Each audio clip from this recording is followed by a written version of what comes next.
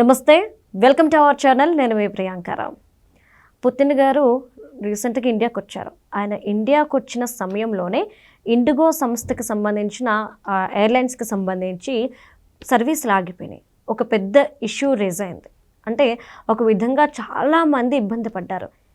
ఇది చాలామంది అంటుంది ఏంటంటే పుతిన్ గారు ఇక్కడికి రావడం వల్ల ఇదంతా జరిగింది, వస్తున్న నేపథ్యంలోనే కావాలని ఇది కుట్ర పన్నారు అని చెప్పేసి అంటున్నారు.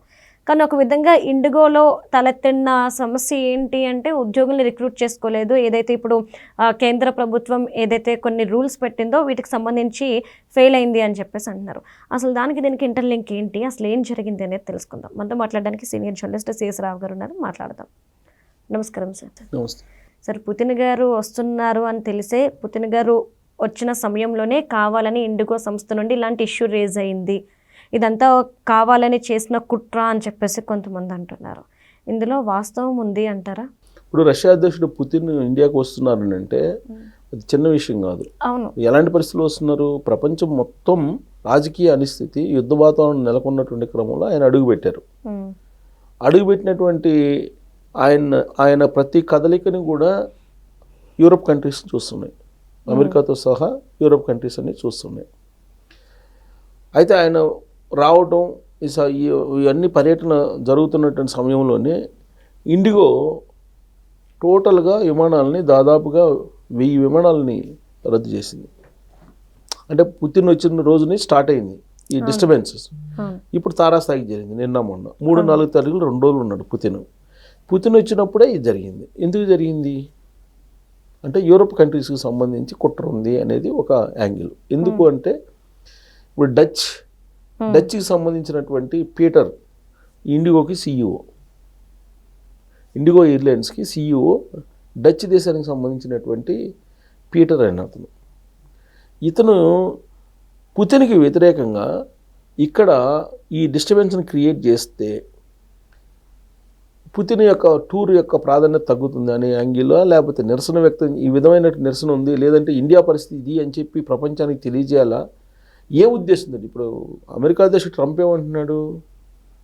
ఇండియాది డెడ్ ఎకానమీ అంటున్నాడు, రష్యాది డెడ్ ఎకానమీ అంటున్నాడు. ఈ 2 దేశాలు మునిగిపోతాయని చెప్తున్నాడు. At the same time Europe countries మొత్తం కూడా ఇప్పుడు రష్యా మీద ఆంక్షలు పెట్టినాయి. సో ఇలాంటి క్రమంలో మేమున్నాం రష్యాకి అని చెప్పి భారతదేశం చెప్తుంది. ఇలాంటి పరిస్థితుల్లో అక్కడి నుంచి ఆపరేట్ చేశారా ఈ విమానాలు మొత్తం ఆగిపోవడానికి అని అంటే, గత 2 రోజుల నుంచి సోషల్ మీడియాలో కానీ కొన్ని మీడియా ప్లాట్ఫామ్స్ మీద కానీ జనరల్గా మనకున్నటువంటి సాఫ్ట్వేర్ ఏది విమానాలు నడిచేదానికి అవసరమైనటువంటి సాఫ్ట్వేర్, నావిగేషన్కి సంబంధించిన సాఫ్ట్వేర్ అంతా కూడా విదేశాల మీద ఆధారపడి ఉంది. అది కూడా యూరోప్ కంట్రీస్ మీద ఎక్కువ ఆధారపడి ఉంది. దాన్ని మ్యానిపులేట్ చేశారు అనేది ఒక వాదన. ఇది మొత్తం ఆగిపోవడానికి విమానాలు ఏంటి, ఇప్పుడు ఒక 2 గంటలు గంట లేట్ అయింది అనుకోండి, ఒక 10 విమానాలు, దానికి తగ్గట్టుగా అన్నీ లేట్ అవుతాయి. అవును సార్, అన్నీ లేట్ అవుతుంటాయి. గంటకు వచ్చేసి ఒక 20, 30, 40, 50 ఒక 50 విమానాలు ఎగరాలి సపోజ్, టేక్ ఆఫ్ కావాల్సినవి, కానీ అవి కాలేవు, 10 అవుతాయి. అంటే మిగతా 40 లేట్ కావటము లేకపోతే రద్దు కావటం ఏదో డిస్టర్బెన్స్ అయితే ఉంటుంది కదా. ఇవాళ జనరల్గా ఒక కంట్రీ లేదా ఒక రాష్ట్రం, ఒక దేశం అభివృద్ధి చెందింది అంటే దానికి ఇండికేషను ఏం తీసుకుంటారంటే, సింపుల్ లాజిక్గా ఆ దేశంలో ఎయిర్లైన్స్ ఎలా ఉంది, ఎయిర్లైన్ ఫ్రీక్వెన్సీ ఎలా ఉంది అనేది చూస్తారు. ఎయిర్లైన్ ఫ్రీక్వెన్సీ బాగుంది అని అంటే ఆ దేశం చాలా పుష్కలంగా ఆర్థికంగా ఉంది అని అర్థం. జనరల్గా పెద్దవాళ్ళు చెప్తుంటారు, ఒక గ్రామానికి లేదా ఒక ఊరికి సంబంధించినటువంటి ఆర్థిక పరిస్థితిని తెలుసుకోవాలంటే ఆ ఊర్లో ఉండేటువంటి ప్రహరీ గోడలు చూడాలంటారు. ఆ ఊర్లో ఇళ్లలో ప్రతి ఇంటికి ఉన్న ప్రహరీ గోడలను చూస్తే ఆ ఊరు యొక్క ఆర్థిక పరిస్థితి ఏంటి అనేది అర్థమవుతుందంట.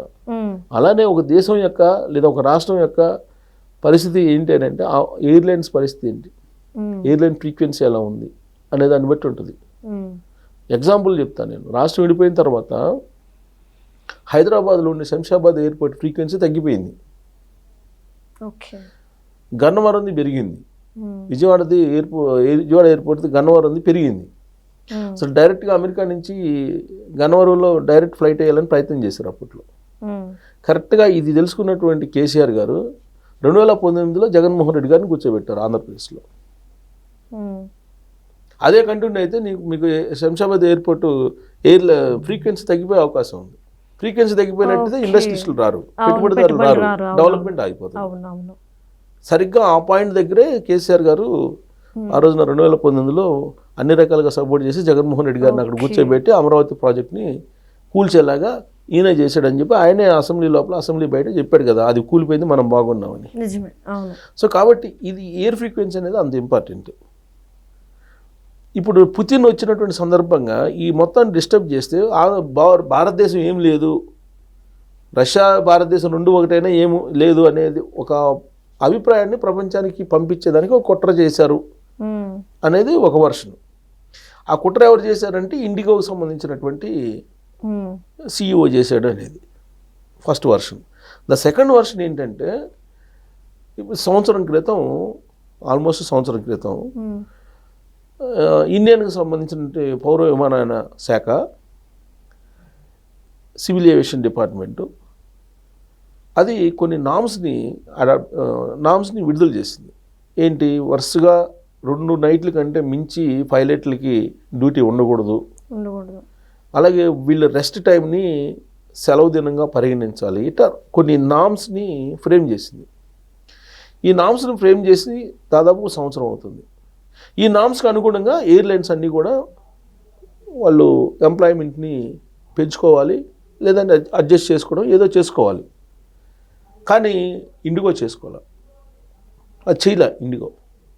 పైగా ఇండియాలో పెద్ద ఎయిర్లైన్స్ ఏదన్నా ఉందంటే ఇండిగోది దాదాపుగా ఇప్పుడు 60% 67% ఉంది ఇండిగో ఎయిర్లైన్స్ షేర్. మొత్తం ఎయిర్లైన్స్లో ఇండిగో ఎయిర్లైన్స్ షేర్ 67% ఉంది ఇప్పుడు. తర్వాత స్పైస్ జెట్, ఇండియన్ ఎయిర్లైన్స్ ఇవి ఉన్నాయి, మిగతాయి కొద్దిగా 17% వాటా, నామినల్ వాటా. మేజర్ ఎయిర్లైన్స్ ఏంటంటే ఇండిగో గుత్తాధిపత్యం. ఇప్పుడు చూడండి, ఇండిగో విమానాలను మొత్తం ఆపేస్తే ప్రయాణికులంతా కొన్ని లక్షల మంది ఇబ్బందులు పడుతున్నారు. దీనికి ఫెయిల్యూర్ ఎవరు కారణం అంటే విమానయాన శాఖ మంత్రి రామ్మోహన్ నాయుడు అని చెప్తున్నారు. ఓకే. సో రామ్మోహన్ నాయుడిని ఫిక్స్ చేశారు. అవునవునవును. శ్రీ వైష్ణవ్ టెక్నాలజీ మినిస్టర్ ఆయన వీళ్ళిద్దరిని బదనాం చేస్తున్నారు. ప్రత్యేకించి రామ్మోహన్ నాయుడు గారిని ఫిక్స్ చేశారు. నిన్న మొన్న న్యూస్ ఏంటి, నరేంద్ర మోడీ గారు అమిత్ షా గారు ఇద్దరు పిలిచి వార్నింగ్ ఇచ్చారు అని చెప్పి. సో ఇది రామ్మోహన్ నాయుడు గారిని బదనాం చేయటం. రామ్మోహన్ నాయుడు జనరల్గా టెక్నాలజీ మీద అవగాహన ఉంటుంది. తర్వాత ఈ సమస్యలు రావడానికి కారణం ఏంటి, గవర్నమెంటా? కాదు, గవర్నమెంట్ రూల్స్ ఫ్రేమ్ చేసింది. ఆ రూల్స్ని ఫాలో చేయాల్సింది ఎవరు? Indian airlines. ఏ ఎయిర్లైన్స్ అయినా ఫాలో అవ్వాలి. కానీ ఇండిగో ఎయిర్లైన్స్ ఫాలో చేయలేదు. ఎందుకు ఫాలో చేయలేదు? గవర్నమెంట్ అంటే లెక్కలేదా?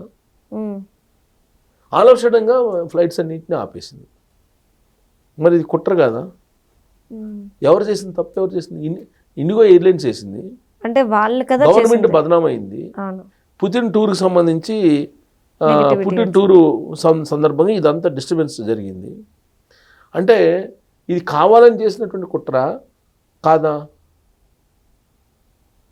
ఎయిర్లైన్స్ అనేక ఉన్నాయి కదా, మిగతా ఎయిర్లైన్స్ లేని సమస్య దీనికి ఎందుకు, ఇది ఒక్కదానికి ఎందుకు వస్తుంది? బట్ అన్ని ఎయిర్లైన్స్ వాళ్ళు కూడా రూల్స్ పాటించారు, రిక్రూట్ చేసేసుకున్నారు.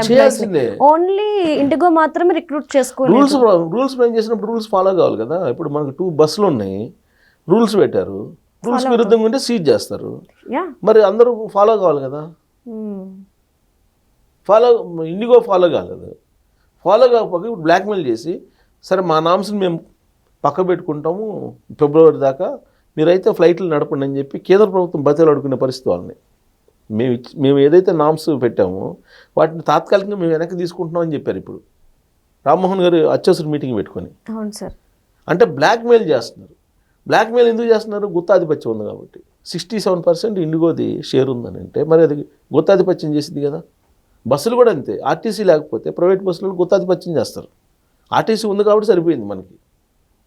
లేదంటే మొత్తం ప్రైవేట్ కప్ చెప్పేస్తే ఇప్పుడు ఇప్పుడు మనకి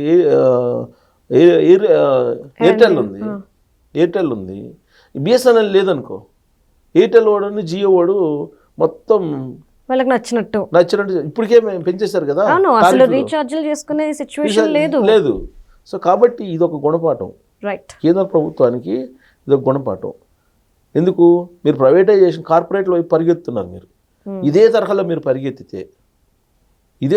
పరిగెత్తితే రాబోయే రోజుల్లో మిమ్మల్ని బ్లాక్మెయిల్ చేస్తారు. ఇప్పుడు బ్లాక్మెయిల్ చేస్తుంది కనపడుతుంది కదా, బ్లాక్మెయిల్ చేస్తారు. బ్లాక్మెయిల్ చేసినప్పుడు ప్రజల మీద భారం వేస్తారు. ఇప్పుడు విమానం టికెట్లు ఎట్లున్నాయి? 6,000 టికెట్ 39,000, 7,000 టికెట్ 47,000, 7,000 టికెట్ 40,000, 70,000, 40,000, 50,000 వెళ్ళిపోయింది. సో మరి ఇలాంటి సిచ్యువేషన్ వస్తే ప్రజలు భరాయించగలిగి ఉండాలి కదా. అంటే మీరు చేస్తున్నటువంటి నిర్ణయాలు ఏదైతే ఉన్నాయో, ఈ మధ్యకాలంలో కార్మిక చట్టాలు మార్చారు. కార్మిక చట్టాలు మార్చి అనుకూలంగా చేశారు కార్పొరేట్లకి. దాని పర్యవసానం అని చెప్పి ఇప్పుడు నారాయణ గారు, కేటీఆర్ గారు వీళ్ళందరూ చెప్తున్నారు. సో ఇప్పటికైనా సర్దిద్దుకోకపోతే ఖచ్చితంగా ఇలాంటి ప్రాబ్లమ్స్ వస్తాయి. కార్పొరేట్లు ప్రభుత్వాలని బ్లాక్మెయిల్ చేస్తాయి. Thank you so much. Thank you.